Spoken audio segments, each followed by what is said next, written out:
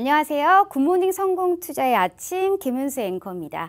자, 우리 굿모닝 성공투자의 아침에서는요. 매주 월요일부터 금요일까지 그리고 아침 6시부터 7시까지 팍스경제TV의 최고의 증권 전문가들과 함께 주식 투자에 유용한 팁을 드리고 있습니다.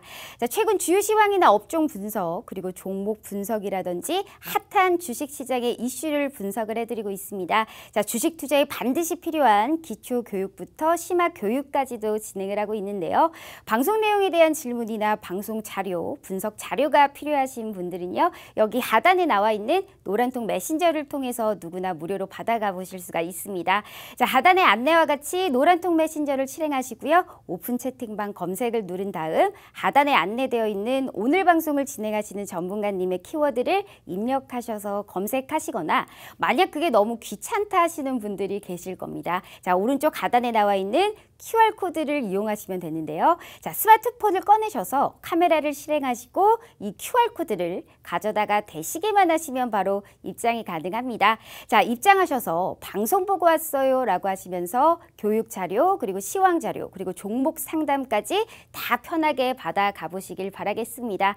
자, 본 방송은 녹화 방송입니다. 일정 부분 시차가 있을 수 있다는 것을 감안해 주시고 시청해 주시길 바라겠고요. 자, 우리 굿모닝 성공투자의 아침에서는 팍스경제TV의 전체 증권 전문가님들 중에 수익률이 가장 좋은 메인 간판 전문가님들만 나오고 있습니다. 자, 오로지 수익률 상위 랭크자들만 이 굿모닝 성공투자의 아침에 출연할 수가 있기 때문에 우리 시청자 여러분들께 많은 도움이 되실 거다라고 믿고 있습니다. 자, 그럼 오늘 방송을 해주실 우리 전문가님 바로 만나보러 가실까요?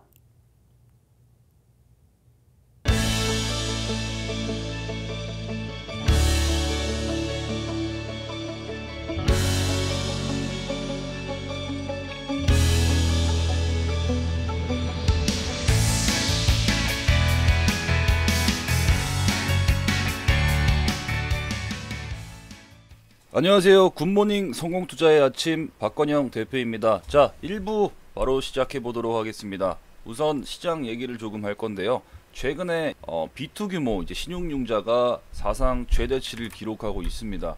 자, 보시게 되면은 예탁금을 포함해서 시중 유동성이 여전히 풍부한 시장이긴 하지만 보다 중요한 것은 개인 투자자들이 이제 증시가 그간 회복했었던 학습 효과에 많이 기반해서 8월 들어서만 보름간 이제 융자가 사상 최대치를 경신했어요. 자, 여기 보시게 되면은 7월 말 24.4조 원에서 8월 17일 기준으로 25.5조 원에 기록하면서 융자가 계속해서 올라가고 있다 이렇게 보시면 될 것 같습니다. 그리고 미수금 대비해서 반대 매매 여기 도표를 보시게 되면은 반대 매매 비중이 지금 엄청나게 늘어났습니다.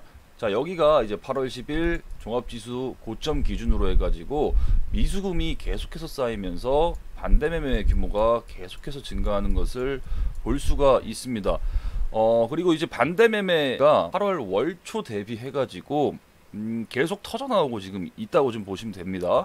8월 19일 기준으로 위탁매매 미수금 대비해서 반대매매 비율이 10.8%에 육박하고요. 이게 자, 지난 이제 5월장이죠. 5월장에서도 이제 조정장이 나왔었는데 당시에 이제 미수금 대비 반대매매 비중이 12%를 넘은 바 있고 5월 이후로 다시 최대치를 경신한 셈입니다. 자, 그래서 변동성이 지금 현재 확대된 국면에서 최근 외국인 수급의 대거 이탈에 대해서 우리가 단방향적으로 조금 해석할 것이 아니라 추후 수급 귀환이 이루어질 때까지는 어느 정도 시장 관망을 하는 것도 충분히 좋은 전략으로 보여지는 것 같습니다. 미수 같은 경우에는 아주 무모한 레버리지라고 생각합니다. 무모한 레버리지. 무모. 지금 시장에서는 종합주가 지수가 옆으로도 이렇게 기어갈 수도 있는 거거든요. 단기 낙폭이 나오고 V자 반등을 바로 못 이어오고 이렇게 옆으로 기어갈 수도 있고 추가 낙폭이 나올 수도 있는 겁니다. 그렇기 때문에 단 3거래일 만에 미수금을 빌려서 포지션을 어떻게든 뭐 청산해 볼 거라는 그런 방식 자체가 매우 위험한 투자 방식이고요. 이로 인하여 반대 매매가 최근에 이제 쏟아져 나오고 있다 이렇게 보시면 될 것 같습니다. 유동성 장세는 아직 견조하지만 20일 기준으로 이제 고객 예탁금이 69.6조 원 가량이고, 지난 5월 고점이 5월 예탁금 고점이 75조 원 가량인데, 이후로도 아주 견조한 흐름을 보여주고 있다. 또 이제 우리가 봐야 될 거는 M2 광해통화.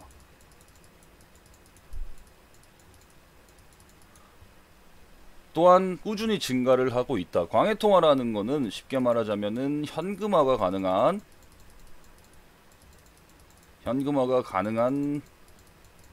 예금이나 현금을 포함하는 개념이겠죠. 여기에 뭐 플러스 뭐 MMF나 아니면은 정기 예적금이 이제 포함됩니다. 이게 시중 유동성 지표로도 쓰이겠죠. 이게 6월달 기준으로 데이터로 전월 동기 플러스 27조 원 가량 늘어났고요. 자, 도표를 하나 보여드리겠습니다. 이제 M2 이게 광해통화죠. 이게 올 상반기 기준으로만 6월달 기준으로 전월 대비 이미 플러스 27조 원 가량 증가를 했다. 그리고 상반기에만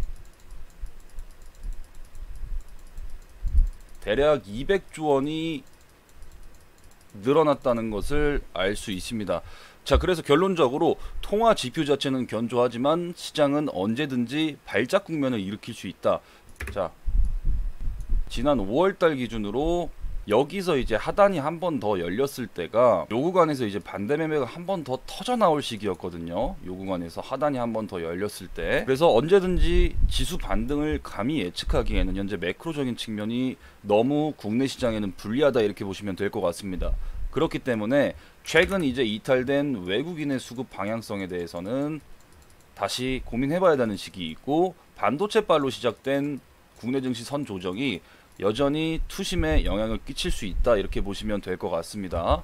자, 마찬가지로 원달러 환율이 연중 이제 고점을 이제 터치하게 되면서 지난주 금요일 기준으로 여기서 1181원을 터치했어요. 단기적으로 좀 발작이라고 보기에는 최근에 이제 이벤트가 좀 너무 많았습니다. 반도체빨 외국인들의 패닉 셀링이 환율 상승을 부추겼다. 다시 말해서 최근 이제 5거래일 이상 외국인 순매도 규모가 단기일 최대치에 근접을 했기 때문에 매도 후 달러 매수로 인해서 환율이 발작을 일으킨 경향도 있고, 또 원화 약세가 구조적으로 진행이 되면 외국인들은 주식을 들고 있는 것 자체가 손해이기 때문에 단기간 환율 급등이 추가 급등을 더욱 동반한 트리거라고 이렇게 볼 수 있겠습니다. 자, 쉽게 말하면은 예를 들어서 1달러에 1150원이었다면 100달러로 환전을 하면은 11만 5천원이겠죠. 그럼 지금 원화를 들고 있는 외국인들은 현재 환율이 1170, 1180원까지 왔다 갔다 하기 때문에 11만 5천원으로 다시 환전을 하려면은 결국 손해를 보는 셈인 거죠. 단연 투자금을 달러로 회수하기 때문에 그렇습니다. 그래서 대량 매도를 통해서 본국 송금을 위한 목적이거나 아니면 원화를 들고 있는데 환율이 고점 부근에서 계속 이렇게 움직이다 보니까 환전을 또 급히 서두르는 악영향 두 가지가 여전히 있을 수가 있겠죠. 그래서 달러 인덱스를 여전히 유심히 살펴볼 필요가 있다. 자, 다음으로 제가 무료 노란 톡방에 소개해드렸던 종목군을 한번 살펴보겠습니다. 자, 대표적으로 뭐 하이비전 시스템이란 종목이 있었죠. 이 회사에 대해서 엄청나게 많이 말씀을 드렸었는데 2분기 기준으로 이 회사가 시장 예측치 대비해서 대략 200%가 넘는 실적 상회를 영업이익 기준이에요. 한 바 있습니다. 수주잔고 또한 정점을 찍어가고 있으며 지난 이제 올 이제 2분기 기준으로 915억 원 가량 수주잔고를 확보했어요.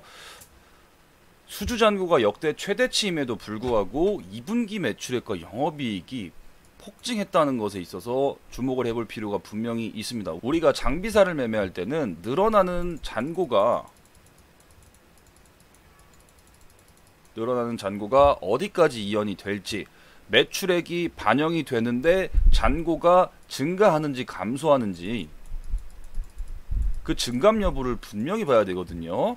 얘네가 이제 메모장에 조금 써드리게 되면은 2분기 기준으로 915억 원 수주잔고, 그리고 2020 1Q 기준으로 369억, 2Q 기준으로 518억 원, 2020 3Q 기준으로 540억 원, 4Q 기준으로 280억 원, 2020 1Q 기준으로 611억 원, 2021 2Q 기준으로 915억 원.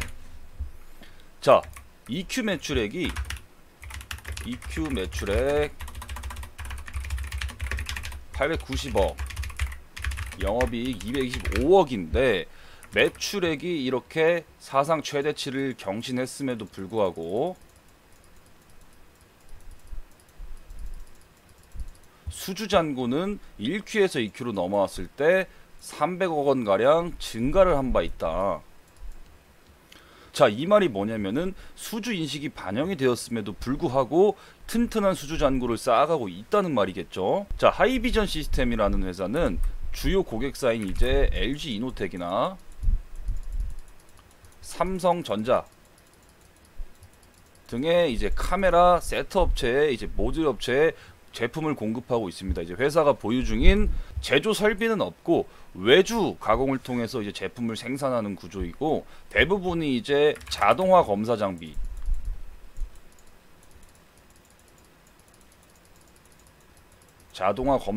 에서 매출액이 본업이 이제 튼튼하게 나오고 있고 매우 튼튼한 성장세를 보이고 있다. 이렇게 수주 잔고를 우리가 보았을 때 잔고는 계속 늘어가는 반면에 매출액도 같이 늘어가고 있다. 이 부분이 굉장히 긍정적인 포인트라고 볼 수 있겠습니다. 자, 이 회사는 또 그리고 자회사 모멘텀이 있어요. 자회사 이제 퓨런티어라는 회사가 있는데 여기서 이제 자율주행 센싱 카메라 검사 장비를 또 만듭니다. 이게 삼성 전기에 납품이 되고 삼성전기는 또 이 장비를 써가지고 최종 센싱 카메라를, 자율주행용 센싱 카메라를 테슬라에 납품을 하는 구조입니다. 자, 아무튼 최근에 이제 퍼폼이 굉장히 좋았고 역사적인 신고가에 근접해 있는 자리입니다. 자, 그렇기 때문에 하이비전 시스템은 무려 노란톡방에서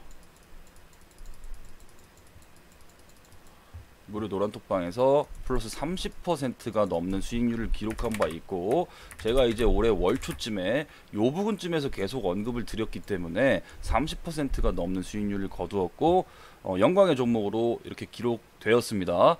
앞으로도 볼 게 많다 이렇게 보시면 될 것 같고, 이 종목에 대해서 자세한 코멘트나 정보가 궁금하시다면 하단에 있는 이제 무료 노란톡방 입장 방법을 통해서 입장해 주시면은 감사하겠습니다. 자, 다음으로 무료 노란톡방에서 이제 전략 제시 종목들을 한번 살펴볼 건데요. 대표적으로 최근 퍼포먼스가 좋았던 코미코에서부터, 그리고 덕산네오룩스, 그다음에 방금 리뷰를 마쳤던 하이비전 시스템, 그리고 ISC, 삼성 SDI, LX세미콘까지 이렇게 조금 매매 수익률로 이렇게 조금 만들어 보았는데, 대표적으로 최근 핫한 산업 트렌드가 디스플레이 쪽인데, 이번에 이제 갤럭시 Z 시리즈 있죠. 여기서 이제 폴드3랑 플립이 나오는데, 신형 플립이 사전 판매량이 역대 최대치를 경신했고요. 약 50만 대 가량으로 추산이 됩니다. 자, 여기서 이제 자급제 물량까지 나간다고 한다면 60만에서 80만 대 가량 출고가 될 것으로 지금 예상이 되고 있습니다. 자, 그래서 전작 이제 Z 폴드 2 사전 예약 당시에는 8만 대 가량이었는데 이번에는 10배 이상 증가한 수치죠. 이번에 이제 갤럭시 노트 시리즈가 보통 8, 9월에 언팩을 하는데, 이 노트 시리즈가 이번에 신작이 나오지 않습니다. 그래가지고 교체 수요기도 도래했던 만큼 이게 이제 폴더블 폰 수요로 이어지는 모습으로 이렇게 보여집니다. 대표적으로 덕산 네오룩스 같은 경우에는 제가 무료 노란톡방에서 자주 언급드렸던 종목이고, 아마 여기 한 45,000원 부근에서 계속해서 언급을 드렸을 거예요. 요 부분에서부터 사실상 큰 저항 없이 계속해서 계단식 상승을 보여주고 있는데, 대표적으로 이제 OLED 소재 한다면은 PI 첨단 소재나 덕산 네오룩스를 무조건 봐라, 이렇게 제가 말씀을 드렸고, 최근에는 이제 폴더블 폰 테마에 이어가지고 산업의 성장기와 함께 낙수 효과를 같이 거두고 있기 때문에 이런 기업도 반드시 이제 좀 주목해 보셔야 된다. 그 대신에 이제 적정한 이제 좀 매수 타이밍 같은 경우에는 최근에 이제 주가 퍼폼이 역사적인 신고가를 이미 넘어가고 있고, 밸류에이션을 한다면은 밸류에이션이 싼 편은 아니지만 구조적 성장기에 진입한 산업이기 때문에 멀티플을 더 부여받을 수 있다. 그렇기 때문에 이 종목에 대한 이제 코멘트나 자세한 이제 매수 시점 같은 경우에는 무료 노란톡방에 들어오시면은 자세히 알 수 있고요. 자, 다음 종목으로 이제 리뷰를 하자면은 삼성 SDI 리뷰를 해볼까요? 최근에 이제 큰 조정 없이 여기서 이제 한번 외국계 리포트가 조금 나오면서 악재를 같이 소화한 느낌인데 결국에는 무난하게 다시 또 신고가를 열었습니다.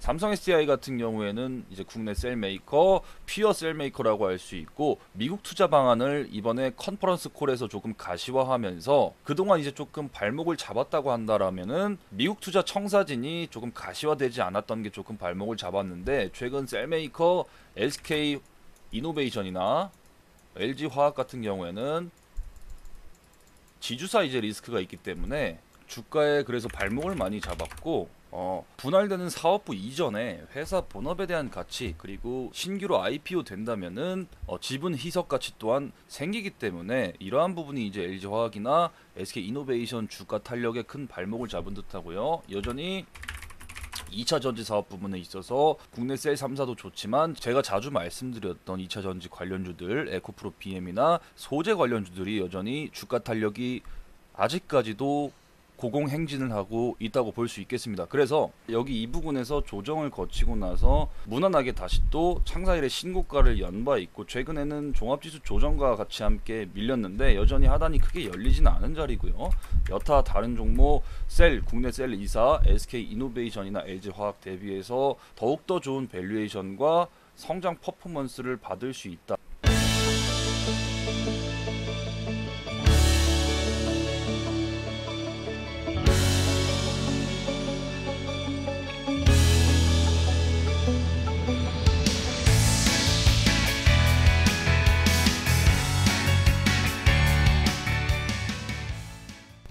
자, 다음으로 이제 연장선에 있어서 간단하게 이제 폐배터리 관련 산업 쪽으로 이제 알아볼 겁니다. 앞서 이제 삼성 SDI와 이제 2차 전지 산업에 대해서 간략하게 말씀을 드린 바 있죠.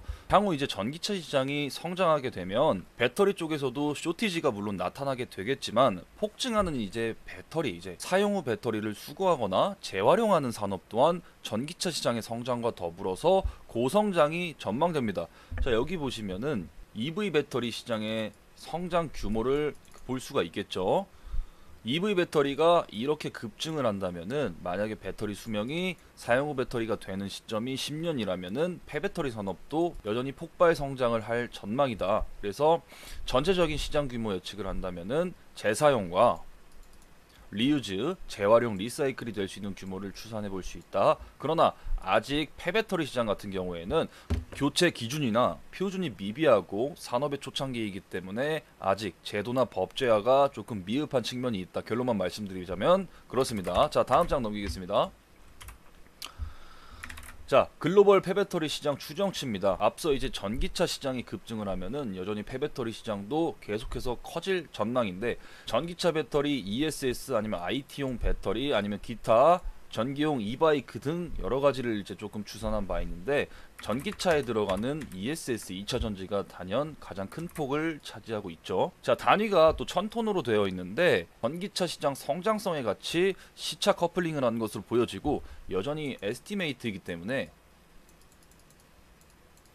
추정치이기 때문에 정확한 성장 규모를 알 수는 없으나 향후 고성장이 전망된다는 것을 우리는 분명히 알 수 있겠습니다. 자, 여기서 평균 수명은 아까 말씀드렸듯이 10년을 가정했고 배터리 팩의 무게는 kWh당 10kg를 가정했습니다. 이 이유에 대해서는 근거에 대해서는 테슬라나 BMW나 닛산 등 대표 모델의 표준값을 산정한 거고요. 그리고 ESS 수요를 10% 가산을 한 겁니다. 자, 다음 장 넘기겠습니다. 자, 이제 방법에 대해서 알아보겠습니다. 첫 번째 이제 재사용, 리유즈, 두 번째 재활용, 리사이클, 세 번째 디스카드 폐기가 있겠죠. 재사용 같은 경우에는 배터리가 이제 일정 성능 이하로 떨어지는 배터리를 소형 ESS나 중대형 ESS를 포함해서 타 산업군에서 여러 가지로 용도를 변경해서 재사용하는 방식을 말합니다. 그러니까 리유즈라고 하는 거죠, 재사용을. 재활용 같은 경우에는 폐배터리 안에서 내부의 소재나 이제 원료, 특수 원료를 회수해서 재판매하거나 이것을 상업화하는 걸 말하죠. 폐기 같은 경우에는 단순 매립을 통해서 폐기하는 방식이다. 그 대신에 배터리의 소재인 니켈이나 망간, 리튬 같은 경우에는 유독물질을 다량 포함하고 있기 때문에 ESG 환경 정책에 어긋나다 이렇게 볼 수 있겠습니다. 그래서 이제 우측에 보시게 되면은 완성차 업체와 배터리 셀사와의 재사용 파트너십 구축을 현재 국내에서 이렇게 하고 있죠. 셀 3사 있고 그리고 중국의 CATL이 있죠. SK 이노베이션 같은 경우에는 우측에 보시면은 기아차와 함께 배터리 재사용 실증 사업을 1년 진행을 하고 있다. 그래서 양극활 물질이나 리튬 재활용 목적이 우선이다. 이게 배터리 원가에서 차지하는 비중이 절대적으로 높기 때문에 그렇죠. 자, 중국의 이제 LFP 배터리를 쓰는 CATL 같은 경우에는 토탈 솔루션을 이제 조금 추구하고 있습니다. 배터리를 교체하거나 대여하거나 재활용을 하거나 여러 가지 이제 비즈니스 모델을 구축하고 있다. 이렇게 보시면 될 것 같습니다. 자, 다음 장으로 넘기겠습니다. 자, 현재 회수된 리튬이온을 보관하거나 이제 재활용 규정 자체가 부재한 상황이다. 폐배터리의 표준화된 규격도 부재하고, 아까 이제 가정을 한 이유가 폐배터리의 무게나 이제 폐배터리의 사용 연수를 이제 좀 가정을 하였지만, 이렇게 지금 법제화된 현재 사용 후 배터리가 되는 규격이 지금 부재합니다. 그래서 제도나 법제화, 재활용 표준 규격이 미흡하다. 그리고 사용 후 배터리에 대한 회수율이 불확실하다. 조금 이렇게 볼 수 있겠습니다. 그래서 향후 이 시장 같은 경우에는 이제 비상장 업체랑 완성차나 배터리사 이렇게 3사가 연맹을 해서 합작 형태로 갈 가능성이 매우 높습니다. 현재로서는 수혜기업이 특정 불가하고요. 국내에 이제 전통 리사이클 업체가 비상장 업체가 있는데 이 성우하이텍이라는 기업이 있고, 대기업이 참여하고 밸류체인이 복잡해질 거다. 그러니까 현재로서는 특정 기업의 수혜에 대해서 확인이 좀 불가하다. 산업의 초창기이기 때문에 더욱더 지켜볼 필요가 있다. 이렇게 보시면 될 것 같습니다. 자, 다음 장 넘기겠습니다. 관련 기업. 자, 대표적으로 이제 성일 하이텍이 있습니다. 비상장 업체고요. IPO가 이제 내년에 예정되어 있습니다. 2008년 이제 폐배터리 리사이클 공장을 최초로 설립하면서 여기서 양극재나 음극재를 분리를 합니다. 회수를 판매하죠. 우리가 이제 리튬이온 배터리에 들어가는 4대 소재 중에 양극, 음극, 전해질 분리막이 있죠. 그 중에서 핵심 소재인 양극재와 음극재를 분리한다. 그래서 회수해서 이렇게 조금 판매를 하고 있다 보시면 될 것 같고, 그러니까 사용 후 배터리를 이제 폐기물이라고 한다면 여기서 금속을 추출하는 업체이다. 그러니까 전통 리사이클 전문 업체죠. 캐파 같은 경우에는 연간 2.5만 톤 정도가 됩니다. 그리고 향후 이제 가공수 형태로 또 발전할 가능성도 있다. 삼성 SDI와도 업무 협약을 체결했어요. 그래서 국내 배터리 3사와도 합작 가능성이 있다. 이렇게 보시면 될 것 같고, 지난해 실적 기준으로는 적자가 나왔습니다. 매출액 같은 경우에는 659억, 영업이익은 영업 적자가 나온 기업이다. 이렇게 보시면 될 것 같고, 아직 비상장 업체이기 때문에 추후 이제 IPO가 예정된다면은 내년이나 내후년쯤에 예정이 된다면은 그때 다시 또 재주목을 받을 수 있는 기업이기 때문에 미리 이렇게 알아두시면 좋을 것 같습니다. 자, 다음으로 넘어가겠습니다. 이제 파워로직스 같은 기업은 다들 아실 거예요. 코스닥 상장사고, 얘네는 이제 본업이 이제 카메라 모듈을 제조합니다. 본업 매출비가 76.2% 가량 차지하고 있고요. 최근에는 이제 모듈 사업부가 조금 대규모 적전에 진입하면서 수익이 많이 악화되었습니다. 그 이유는 스마트폰 시장의 좀 침체율과 그리고 고객사 삼성전자의 단가 인하 압박으로 인해서 수익성이 조금 악화됐다. 그리고 삼성전자양 매출 의존도가 매우 높다. 이렇게 보시면 될 것 같습니다. 그리고 이제 얘네 같은 경우에는 신사업으로 폐배터리 쪽도 이제 진출을 하려고 하고 있다. 그 대신에 매출액 대비해서 수익성 확인이 부재하고요. 그리고 올해 실적 1분기, 2분기 기준으로도 적자 전환이 지속되고 있습니다. 여전히 본업 부분이 가장 중요한 회사겠죠. 그래서 폐배터리 테마주로 분류된다. 동섹터 테마주 영화테크 또한 폐배터리 이제 관련 뉴스나 이제 재료성 이벤트의 퍼포먼스를 조금 보이는 이런 기업이다 보시면 될 것 같고, 지난해 실적 기준으로는 매출액은 9,272억, 영업이익은 적자입니다. 이렇게 알아두시면 될 것 같습니다. 자, 그래가지고 이제 무료 노란톡방에 이제 입장하는 방법은 자막 하단에 이제 나올 거고요. 여기 있는 이제 이 종목군들에 한해서 이제 조금 어느 정도 몇 종목 정도 리뷰를 해봤고, 새로운 이제 관심주나 이제 추천주가 나가기 때문에 여러분들이 빨리 입장해 주셔가지고 여러분들도 큰 수익 같이 함께 하셨으면 좋겠습니다. 자, 2부 때 뵙겠습니다.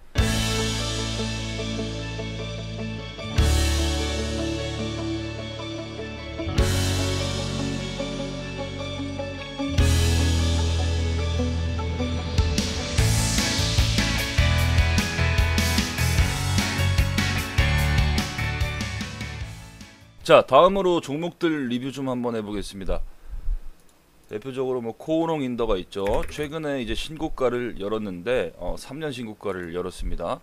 자, 무료 노란톡방에서 자주 설명드렸던 종목이죠. 이 종목은 본업인 이제 산업자재 쪽에서 매출 성장이 계속해서 이루어지고 있고 지속되고 있고, 산업자재 쪽 안에서도 화학 제품이나 의류 쪽에도 쓰이는 이제 산업자재를 다방면적으로 이제 만들고 있습니다. 이번에 이제 신고가를 여기서 이렇게 열었는데 수소 모멘텀이 이 구간에서 동구간에서 같이 겹쳐서 여기 이양봉을 올린 것으로 보여지고 있고요. 이 회사가 MEA라고, MEA 메모장에 한번 써보겠습니다. MEA라고 이제 이게 뭐냐면은 수소 연료 전지에 필요한 핵심 기술력이다.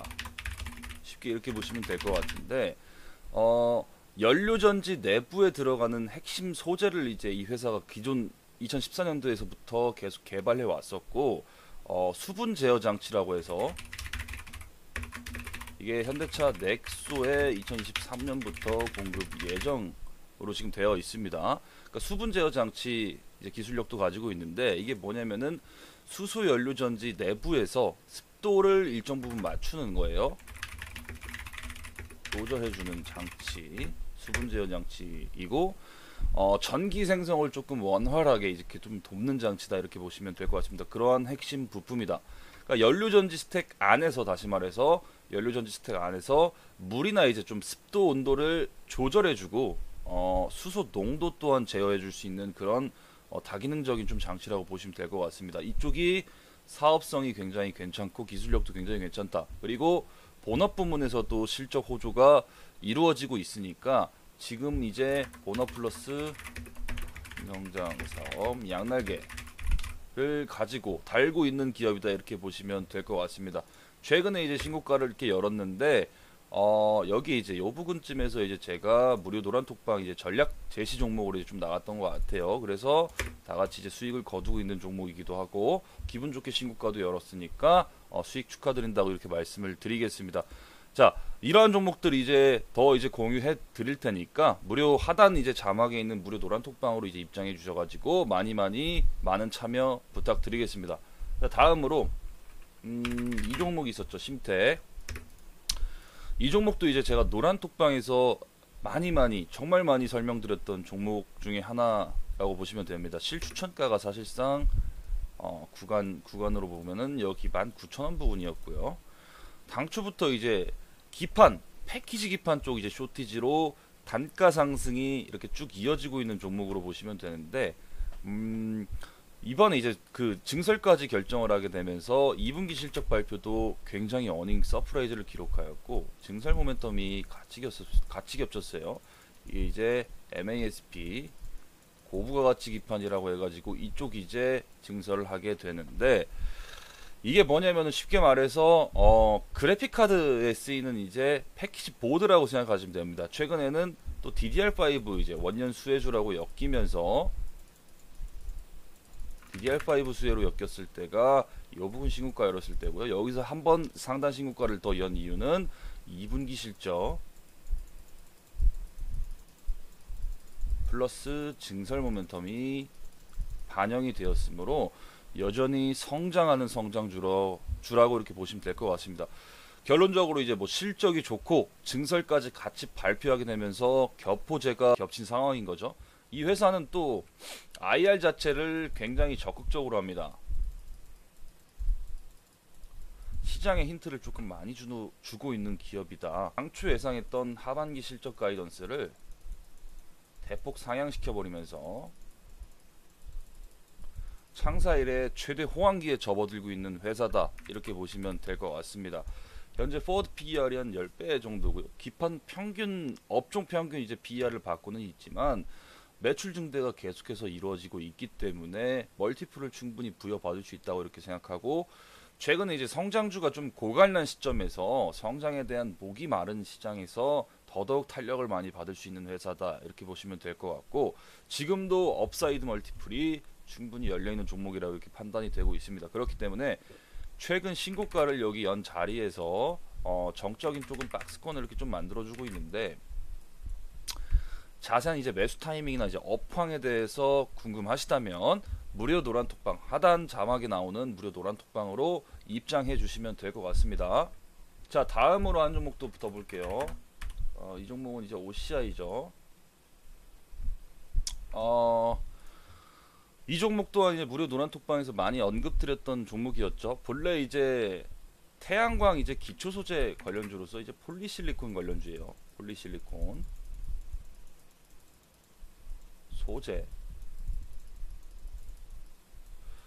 지난해 이제 연말쯤에 동구간 이제 보시게 되면은 얘는 이제 태양광 관련주로서 그나마 이제 좀 퍼폼을 좀 느끼한 편인데, 친환경 관련 태양광 풍력 관련주들이 사실 지난해 상반기 때부터 엄청나게 이제 기대감에 많이 퍼포먼스를 보여준 바 있는데, 본격적인 상승을 시작한 거는 하반기부터 이제 좀 시작이 되었고요.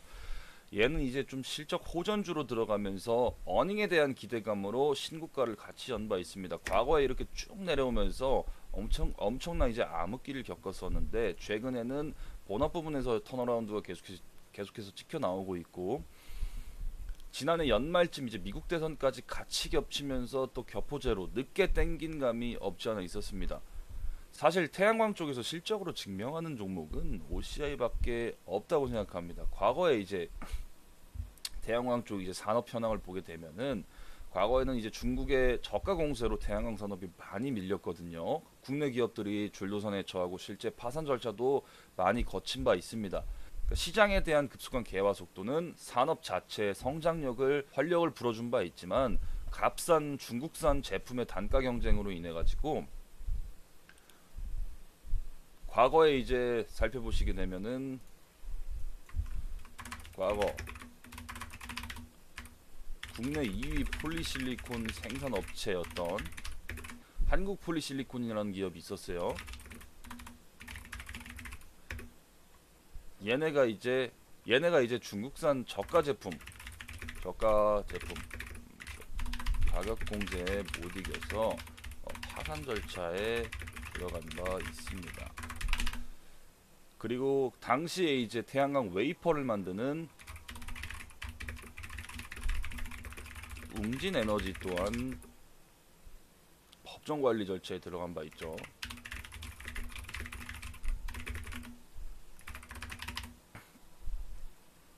그리고 이제 당시에도 폴리실리콘을 생산했던 OCI 같은 경우에는 또한 당시에 이제 국내 군산 공장이 있었습니다. 군산 쪽에 공장이 있었는데, 이쪽에서 이제 폴리실리콘을 생산하고 있었는데 사업 철수를 IR에서 발표한 바 있음. 그리고 이제 중소 중견 업체 20, 30곳 도산 태양광, 중소 중견 업체 20, 30곳이 도산한 바 있습니다. 이유가 뭐겠습니까? 중국의 값싼 인건비 플러스 전기료. 중국은 이제 전기료로 이제 보조금 혜택을 받는데, 태양광 패널을 만드는 이제 주원료인 이제 폴리실리콘이나 인곳이라는 게 있습니다. 거기서 이제 제조 원가를 따져보면 전기료가 이제 3분의 1이에요. 이유는 중국의 값싼 인건비 플러스 값싼 전기료로 보시면 되는데, 태양광 패널을 만드는 주 원료인 이제 폴리실리콘이나 인곳 같은 경우에는 전기료가 제조 원가의 30에서 40%를 차지합니다. 막대한 비용이겠죠. 근데 여기서 중국의 값싼 인건비 플러스 값싼 전기료. 중국은 이제 성마다 전기요금이 다른데 우리나라의 보통 3분의 1 수준. 그래서 이제 산업 개화 초기에서 가격 경쟁력도 확보되지 않은 시장에서 중소나 중견 기업들은 매우 큰 적자 비용을 감내했었고 줄도산을 하게 되면서 태양광 산업이 엄청나게 힘들었습니다. 근데 이제 OCI 같은 경우에는 드디어 이제 10년 만에 턴어라운드를 했어요. 그 이유가 뭐냐면은 폴리실리콘 쪽 이제 사업 마진이 터져 나오게 되면서 폴리실리콘 단가 상승도 엄청나게 있었고 1분기 대비해서 2분기에 7-80% 단가 상승이 있었습니다. 그리고 미중 갈등 수혜주로 또 엮이면서 미중 갈등 수혜 카테고리로 폴리실리콘이 엮이면서 가격 협상력이 엄청나게 좋은 바 있습니다. 그래서 1분기 대비해서 70-80% 단가 상승 호실적 견인 요소로 보시면 될 것 같습니다. 근데 이제 얘네가 기초 소재이기 때문에 폴리실리콘 자체가 기초 소재이기 때문에 당연히 이제 폴리실리콘이 기초 소재이기 때문에 기초 소재의 가격이 상승하면 셀메이커들이 수익성 악화가 따라오겠죠. 대표적으로 뭐 셀메이커라고 한다면 하나 큐셀이 있겠습니다. 그래서 이제 실적이 많이 좋지 않은 이유가 실적이 이제 양극화된 이유가 그러한 이유 때문입니다. 과거에는 이제 태양광이 출혈 시장이었고 단가 마진이 많이 안 나오는 산업이었습니다. 중국의 저가 공세로 인해서 기업들이 줄도산한 바 있고 근데 이제 최근에는 그린뉴딜과도 엮이면서 풍력하고 수소 그리고 태양광 쪽은 계속해서 지켜봐야 될 산업이기도 하고 그 중에서도 OCI 같은 종목들은 매우 진주 같은 종목이다 이렇게 보시면 될 것 같습니다. 자, 다음으로 이제 신규 IPO 관련주를 볼 건데요. 사명은 일진 하이솔루스입니다. 신규 IPO 관련주고 공모가는 34,300원으로 확정 공모가가 결정이 됐습니다. 청약일은 2021년 8월 24일부터 25일까지 이틀간, 배정일은 2-3일 뒤인 2021년 8월 27일, 상장일은 이제 9월 초로 예정이 되어 있습니다. 자, 우선 공모가가 34,300원으로 공모가 범위 상단으로 이제 좀 책정이 된 편이고 공모 금액이 대략 한 3,700억 가량 됩니다. 자, 이 회사가 뭐하는 회사냐면 2014년도에 최초 현대차 투싼 iX에 수소연료 탱크를 공급을 한 회사고요. 이게 수소연료 탱크입니다. 투싼 연료전지차에서부터 수소연료 탱크를 계속 공급을 하면서 기술력을 꾸준히 인증받은 기업이다. 당시에 이제 투싼의 연료전지차는 한 번 충전에 대략 한 400km 주행이 가능했다면은 이후 이제 고압 저장 탱크 기술이 발전하면서 지금은 이게 넥소죠. 현대 넥소. 넥소에 연료 탱크가 이제 3개가량 들어가면서 700바짜리 3개가 들어갑니다. 그래서 한 번 충전에 대략 600km 이상 주행이 가능한 것이 굉장한 장점이다 이렇게 보시면 될 것 같고, 그래서 지금은 일반 내연기관차나 전기차에도 맞설 수 있는 주행거리 성능을 수소차가 소화하고 있다 이렇게 보시면 될 것 같습니다. 과거에 이제 전기차 같은 경우에도 최초 모델이 한 번 충전에 대략 150km에서 200km 정도 주행거리가 가능했는데 이 한계를 넘어서 가지고 결국에는 연비의 필수적인 차량 경량화나 배터리 성능을 높여가면서 주행거리를 대폭 늘렸죠. 그래서 지금은 이제 600에서 700km 주행이 가능하다. 그리고 이제 수소차 같은 경우에도 이제 FCEV, 퓨어셀 일렉트릭 비이클이라 그러죠. 또한 600km 이상 주행거리가 가능하다. 그 이유가 뭐였냐면은 연료 탱크의 기술력 발전으로 그렇게 가능했다.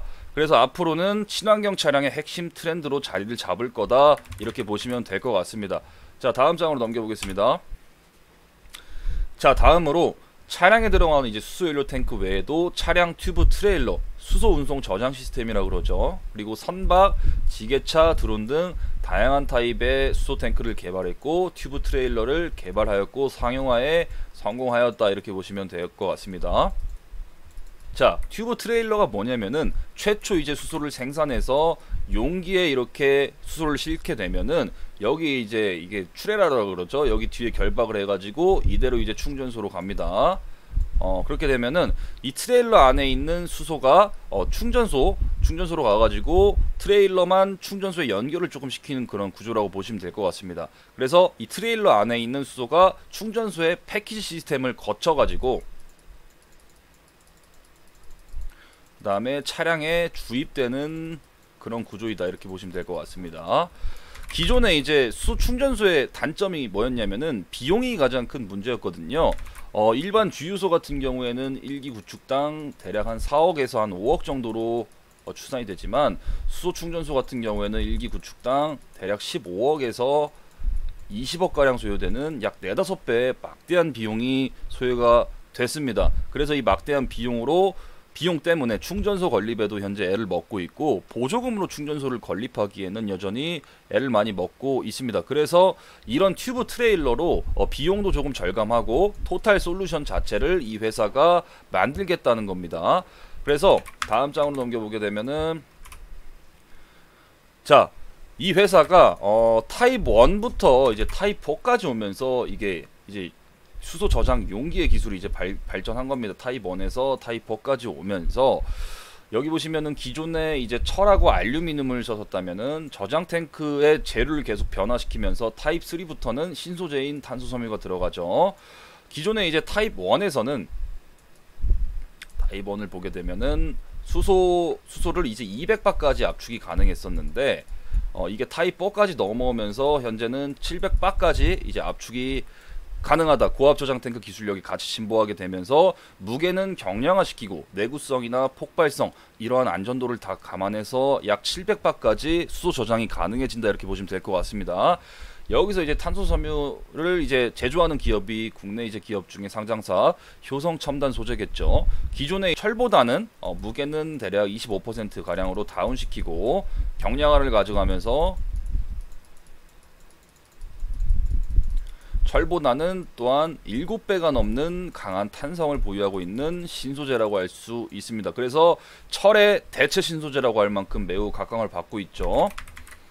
자, 다음 장으로 넘기겠습니다. 자, 도표를 보시게 되면은 수소기체 특성상 압력이 이렇게 계속 무한대로 증가한다 하더라도, 높아진다 하더라도 질량이 같이 증가하지 않는 것을 볼 수 있습니다. 이 임계점에서는. 다시 말해서 수소 탱크에 수소 기체를 계속 꾸겨 넣는다고 해서 질량이 비례 증가하는 것이 아니라는 의미이죠. 그래서 700바까지 초고압 기체 수소를 지금 저장하는 기술력이 여기까지 지금 와 있다고 보시면 될 것 같습니다. 중요한 거는 여기서 이제 수소 기체를 계속 주입할수록 폭발 위험이 생긴다는 겁니다. 그래서 수소 충전소 폭발 사례도 과거에 많이 있었고, 자, 다시 말해서 압력, 여기 X축이 압력이고 여기 Y축이 질량이죠. 압력이 높아질수록 기체 분자의 운동성이 높아지기 때문에 운동성 증가가 열에너지 증가로 가져오거든요. 그렇기 때문에 수소의 질량은 임계점을 넘어서면은 더 이상 높아지지 않고 압력 프레스만 계속 증가하는 구조이다 보기 때문에 압력 프레스가 계속 높아지면서